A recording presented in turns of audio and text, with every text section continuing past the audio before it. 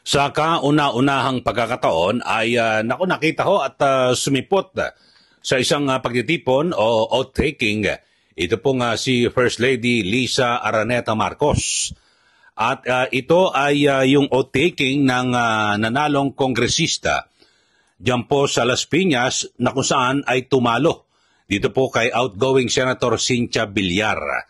Ano kaya ang mensahe nito mga kababayan? At mukhang may gustong iparamdam. Ito hong si First Lady Lisa Marcos dito po sa mga Villar. Panoorin ho natin mga kababayan dahil sa ito, kauna-unahan po ito, simula po sila po yung maluklok sa pwesto. Ito pong Marcos Jr. Administration ay ngayon lang po sumipot at dumalo at nakita ito pong si FL Lisa Araneta Marcos. Ito ho, panoorin po natin itong report. Spotted si First Lady Lisa Araneta Marcos sa oath-taking ng mga Santos. Ito sina Las Piñas Mayor-elect April Aguilar at Congressman-elect Mark Anthony Santos na bumangga at nagpataob kay outgoing Senator Cynthia Villar.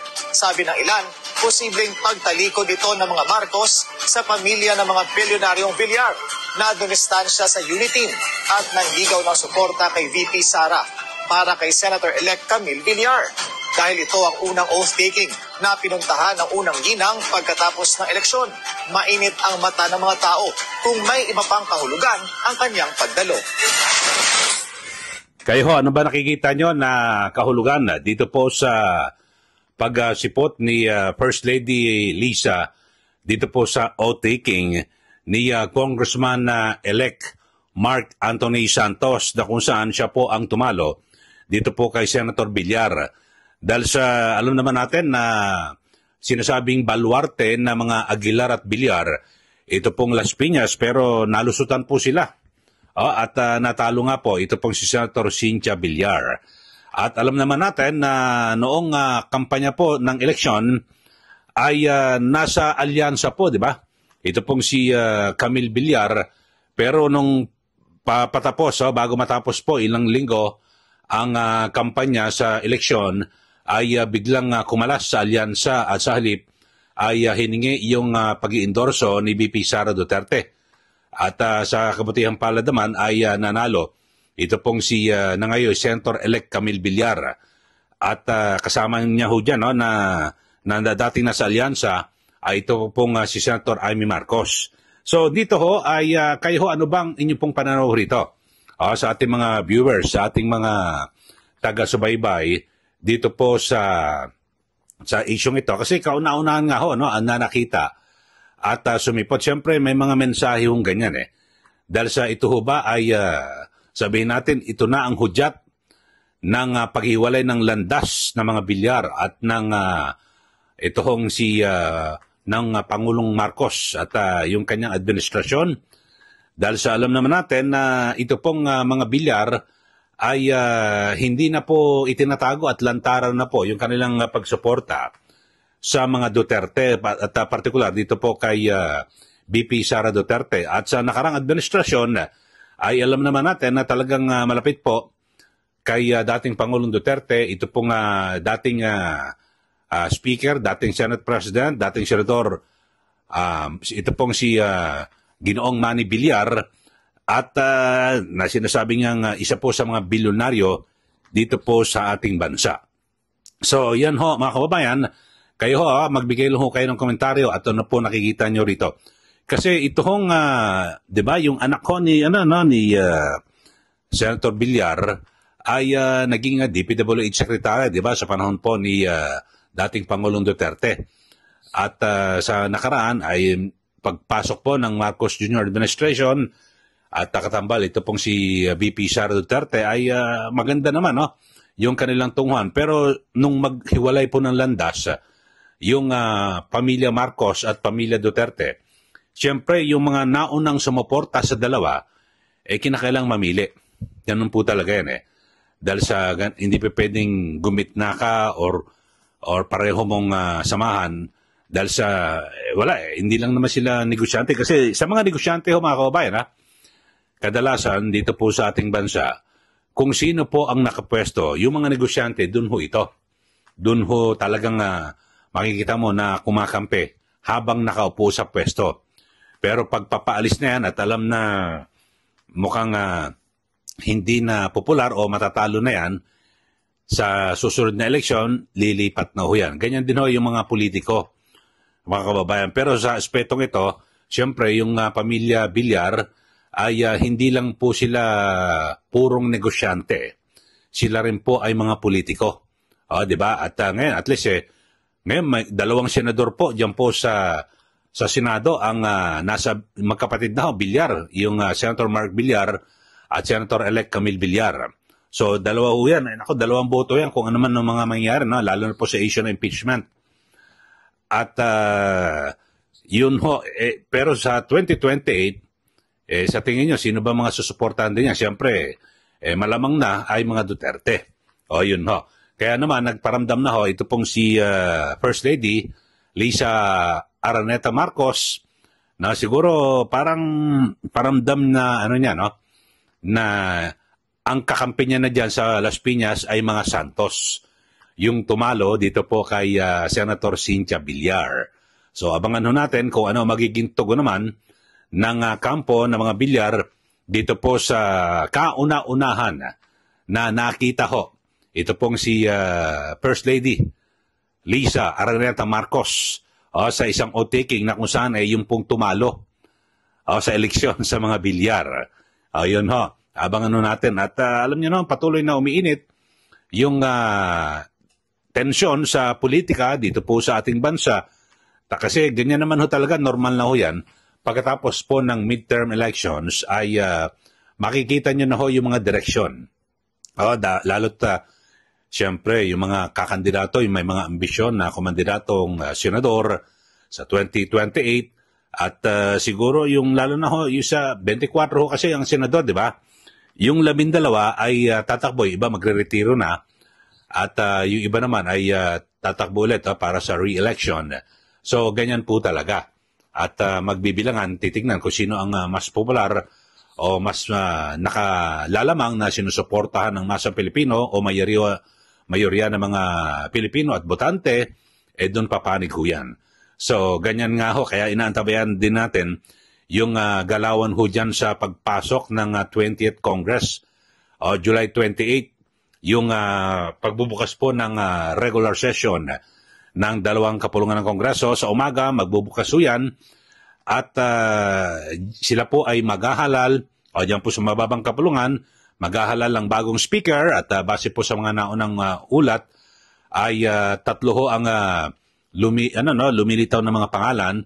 Siyempre ito pong incumbent na si House Speaker Martin Romualdez, tapos si Congressman Albe Benitez at ganyan din po si Congressman Toby Chanco. Pero base po sa mga naunang report ay nakuha na po ni Speaker Romualdez yung pirma at kasiguruhan ng mahigit sa 200 mga kongresista na kung saan super majority na maituturing. Bagamat siyempre hanggat hindi po sabihin natin sumasapit yung mismong July 28, hindi natin malalaman kung ano ba talaga. Pero sa ngayon, talagang si Speaker Romualdez ang mananatili. Base po sa mga naunang pirma ng mga kongresista. Diyan po sa Senado ay mukhang nararamdaman ko ho, no, na kasi ang naglalaban daw sa pagka-Senate President ay ito pong si Senator SP Jesus Cordero at Senator-elect Tito Soto na dating Senate President. Pero kayo ba, sino ba ang gusto nyo na manatili? Manatili ho ba ito pong si SP Cheese o palitan niya at palitan siya ni SP o dating SP Tito Soto? Pero kung ating babasahin, no, mga kababayan, ako tingin ko lang ho, bilang matagal na rin po sa media, bilang mamahayag at komentarista, mababasa mo ho yung galaw ho ni na Tito Soto at Ping Lacson. Ako tingin ko ay mukhang di po nila nakuha yung, ito ano ko lang ho, personal ko lang ho na pananaw. Mukhang hindi po nila nakuha yung, sabi natin, yung Duterte Black. Kasi ang Duterte Black ho dyan sa Senado ay 7.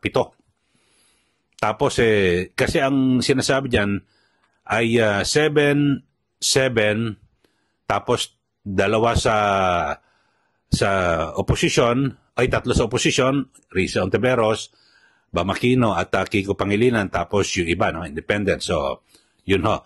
Pero yung solid na 7, meron daw pong solid na 7, ito pong si Senator Chis Escudero, at may solid na 7, ito pong Duterte Block na tinatawag na pinangungunahan, yung 7 sina Senator Bato, Senator Bongo, ito pong si Senator Amy Marcos, Senator Camille Villar, Senator Marcoleta, Robin Padilla, yun ho mga kababayan, at sino pa ba yung isa? So, yun ho mga kababayan, so 7, ang sinasabi, 7 ho sila, no? At yung siyempre ang nasa kampo ho ni Senator Chis, si Senator Chis, Villanueva, ito pong Senator Jinggoy, Alan Cayetano, sino pa ba ngayon? 7 sila, no? At marami, si JB, hindi ko lang kung sila Wing Gatchelan or sila Mixubiri. So, marami ho, no? Ang binabang ito, basta't makuha lang po ni SP Chis Escudero, yung Duterte Block, tapos na ang laban. So, abangan natin, no? Bagamat, siyempre, may mga indikasyon at may mga parang paramdam, kasi bumabanat na po ito pong si Senator-elect Tito Soto sa Senado mismo, patungkol po sa issue po ng impeachment na talagang binibira niya yung mga parang muntik-muntikang nang ma-dismiss yung kasong impeachment laban po kay VP Sara Duterte. So, abangan ho natin. Kasi magiging, sabihin natin, kung nakuha ni Chis Escudero ang 7 na Duterte Block, so 14 na po sila. 13 lang po ang kailangan para maging Senate President. So, simple majority. O yun ho. So, kung sakali 14 ho sila, magiging maganda po ang laban ho dyan. So, may 8. May 8 na pwede ho na sabihin natin yung 3 nasa opposition, yung 5 independent o kung naman. So, magiging maganda rin, no? At magiging masigla yung komposisyon ng Senado. Pero kung 14 ang solid, abangan natin kung ano magiging, ang magiging, sabihin natin, kahinatnan ng impeachment case laban po kay VP Sara Duterte. So, akin lang naman pananaw yan at aking pagmamasid dyan po sa kaganapan sa Senado. So, yun lang po. Now, bayan, sa mga bago lang po sa ating channel, subscribe na po kayo. At huwag niyo rin pong kalimutan na i-like at i-share ito pong ating channel. Ulitin ko, yung ating sa kabuuan, ating mga pagdiskaso ngayong araw na ito, yung biglang paglutang ho sa kauna-unang pagkakataon ni First Lady Lisa Araneta Marcos sa oath-taking ng nakalaban, no? Yung tumalo ho kay Senator Cynthia Villar. At ano ba ibig sabihin o kahulugan ito? Ito ba ay tuluyan ng paghiwalay ng landas ng mga Villar at ng mga Marcos? At dyan po sa Senado naman ay may mga indikasyon na ito pong si Senate President Escudero ang mananatili dahil sa indikasyon lang ho ito sa aking pananaw na nakuha niya na yung Duterte Block dahil sa ito pong si Senator Soto ay umaatake na po, no, sa Senado. So parang baka hindi niya nakuha yung suporta ng Duterte Block, mga kababayan, na kung saan maaaring makatulong ito para siya po'y maloklok bilang susunod na Senate President. So abangan ho natin lang lahat yan at talaga magkakaroon po ng konkretong kasagutan yan mismo sa July 2028, 2025 sa pagbubukas ng regular session ng 20th Congress. Yun lang naman mangyari yan sa 28, mag-i-elect ho sila ng bagong Senate President, sa House ay Speaker, kasi sa hapon ay pupunta na lahat po sila sa Batasan Complex para po sa State of the Nation Address ni Pangulong Marcos Jr. Maraming salamat. Muli, ito po si Kaeli. Magandang araw po sa ating lahat.